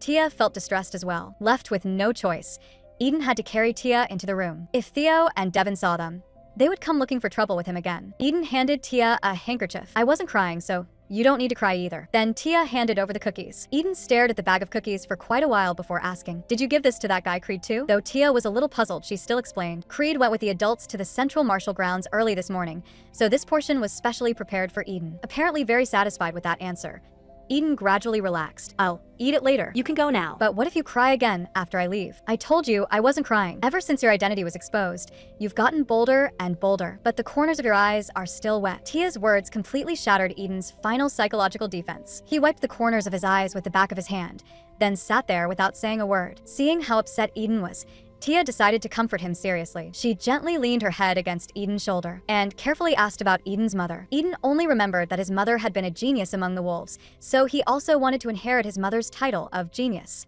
Although his memories had already become somewhat blurry, when he was little, his mother had read many books to him. Later, his mother died in a leopard attack. This was the first time Tia had heard Eden talk about himself. She too had once gone through that same hollow and painful time. Thinking of this, Tia suddenly jumped up and hugged Eden. Mother said that at times like this, doing this would make people feel a little better. "Next year, I will stay by teacher's side too." Eden gently stroked Tia. "What about the year after that?" "I'll still be there the year after that. In the future, I will always stay with you." What Tia had actually meant was until she came of age and left the estate. But Eden clearly did not take those words as a joke. "You said that yourself. You'll always stay with me. In the future, promises like that can only be made to me alone." Tia did not understand how seriously wolves regarded promises, so she happily nodded and agreed. From that moment on, the way Eden looked at Tia became increasingly gentle. The next day, Grywolf was covered in thick white snow. Tia and her brothers played in the courtyard. While they were playing in the snow, Eden stayed alone in his room reading. Whenever it snowed in the past, Tia would build a snowman with her mother. This year, in order to do the same thing as usual, Tia and her brothers built the Grywolf family together. At the end, Tia built a tiny version of herself too, and placed it in the middle of the 4 large snowmen. At the moment Karis hugged her and said she had long known she was a cat, Tia had already believed that that place had always belonged to her. That evening, the moment Karis and Zakar returned home, their eyes were immediately drawn to those conspicuous snowmen. When Karis saw that tiny snowman, she instinctively thought it was Tia, but when she walked closer and saw clearly. She realized that the tiny snowman was not shaped like a cat. It turned out that what Tia had made was her deceased daughter. Just as Karis was sinking into sadness, Tia's call interrupted her. Karis asked in confusion what Tia still wanted to do so late at night. The girl explained excitedly that she could not sleep, so she wanted to come out and continue building snowmen. My brothers and I made all these snowmen together. Does Lady Karis like them? Seeing the tears glimmering in the corners of Karis's eyes, Tia threw herself into Karis's arms. The warmth in her body seemed to touch the softest part of Karis's heart little by little. After a brief moment of astonishment, Karis asked Tia whether she missed her mother. Tia nodded in admission, but when she missed her mother, she would not cry, because if she were not strong, her mother would worry. Hearing this, Karis's tears could no longer be stopped. She could not help wondering whether her own daughter, who had died so young, would also have been this warm, and whether she too would have said such thoughtful words to her. She had left her own child alone in such a cold place. Did she really have the right to monopolize these happy and warm moments? If she could, she truly wished time would stop at this very moment forever. However, things did not go as she wished. After living a stable and happy life for a while, Tia learned to read with her brother's help. Eden got into a carriage and returned to his own territory, and Creed became the leader of the Fox Beast Men. After spending a carefree year with her brothers, they too went to the Central Martial Grounds to continue tempering their skills. Before she knew it, Tia was the only one left in the Gry Wolf household. Tia endured the loneliness brought by parting as best she could, and resolutely began to improve her own strength. Soon, time advanced to 10 years later, when several cloaked people caused a disturbance in the shopping district. One of them set his target on an unarmed rabbit beast man. At the critical moment, a girl appeared and blocked the attack. That person was none other than the 17-year-old Katia. At this moment, Elliot and the knights had also arrived. While Elliot was fighting the intruders, Tia first asked about the rabbit beastman's injuries. They had long heard of Tia. Thanks to her, weak beast men like them were able to settle safely in Gry Wolf. Tia explained that this had actually all been Zakar and Karis's decision. Fortunately, neither of you was hurt. Only then did Tia notice that the rabbit beast man was carrying a child. At that instant, Tia was stirred by memories of the past. Her mother's image surfaced in her mind once again. Thankfully, this time, she had succeeded in protecting them. Afterward, Elliot tied up all the troublemaking intruders. Tia extended her hand toward them, and a warm magic instantly spread out. Before long, these intruders regained their calm. Next, as long as these people were loaded onto the carriage, everything would be over. Seeing the scene, the surrounding crowd began to discuss it among themselves. Back when she first went shopping 10 years ago, she was as cute as a little fairy. If no one said it, nobody would believe that Miss Tia is a cat. Even Elliot found it a little hard to believe. That timid and immature little cat miss had now transformed into someone as brave and confident as a wolf. However, Tia still liked salmon as much as ever. At the same time, Elliot noticed that Tia's charm had already affected most of the wolf clan, yet she herself seemed completely unaware of it. Perhaps cats were different from wolves and could not instinctively sense romantic feelings from the opposite sex. Thinking of this, Elliot solemnly reminded Tia, although it's unconscious, Milady must never become a heartbreaker. This is advice for you from me, an outstanding wolf with a rich romantic history. Also, Milady should be careful about how much time she spends alone with Eden and Creed. Tia could not understand it at all. They were both her good friends, and her brothers were not by her side anyway, so there were hardly any other people around her to begin with. I know all that, of course, but you're already grown up now, so you should still avoid being alone with them for long periods as much as possible. Watching Tia nod gloomily in agreement, Elliot began earnestly advising her again. Tia only felt that he was worrying for nothing. Now Eden was busy with the ceremony to inherit the position of family head, and Creed was also managing the Fox squad, so neither had time. She herself also had to start preparing for the future, and also to avenge her mother by finding Jarian, the one who killed her. Lord Zakar said that after they returned, he would tell her the story of her father and brothers. Perhaps from that, she would also learn what kind of connection Blue Moon truly had with her.